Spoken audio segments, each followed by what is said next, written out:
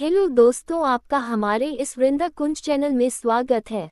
पौष मास कब से शुरू हो रहा है, जाने इसका धार्मिक महत्व और नियम। पौष मास श्री कृष्ण का प्रिय मार्गशीर्ष मास जल्द ही समाप्त होने वाला है और इसके बाद पौष महीना लगने वाला है। ये हिंदू कैलेंडर का 10वां महीना है। पौष मास में सूर्य देव की उपासना करने का विधान है। चलिए इस लेख में जानते हैं कि पौष महीना कब से शुरू हो रहा है। पौष मास कब से शुरू हो रहा है। हिंदू धर्म में सभी माह का अपना विशेष महत्व है। हिंदू कैलेंडर के 10वें महीने को पौष माह कहा जाता है। मार्गशीर्ष पूर्णिमा तिथि के समाप्त होने के बाद से पौष मास की शुरुआत हो जाती है। पौष मास को पूस के नाम से भी जाना जाता है। पौष माह सूर्य देव और पितरों की पूजा अर्चना के लिए समर्पित होता है। धार्मिक मान्यता है कि इस महीने में सूर्य देव की उपासना करने से कारोबार में वृद्धि होती है और पितृ दोष से छुटकारा मिलता है। पंचांग के अनुसार मार्गशीर्ष पूर्णिमा की 15 दिसंबर को पड़ रही है। इसी तिथि पर मार्गशीर्ष माह का समापन हो जाएगा, जिसके बाद पौष माह की शुरुआत हो जाएगी। पौष मास को छोटा पितृपक्ष भी कहा जाता है। पौष माह में गंगा स्नान और दान करना शुभ माना जाता है। ऐसे में आइए आपको इस लेख में बताते हैं कि पौष माह कब से शुरू हो रहा है और इसका महत्व एवं नियम क्या है।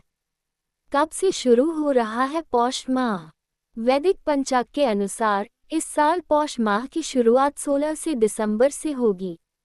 वहीं इस मास का समापन अगले साल यानी 13 जनवरी 2025 को होगा। पौष माह के समापन के बाद माघ के महीने की शुरुआत हो जाती है। पौष मास का महत्व। पौष माह की पूर्णिमा पर चंद्रमा पुष्य नक्षत्र में होता है, इसलिए इस माह को पौष मास कहा जाता है।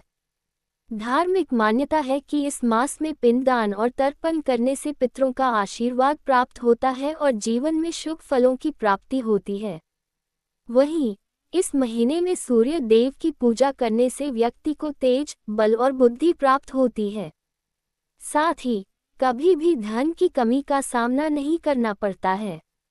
पौष मास में विधिपूर्वक पिंडदान करने से पूर्वजों को वैकुंठ लोक की प्राप्ति होती है और पितृ दोष से छुटकारा मिलता है।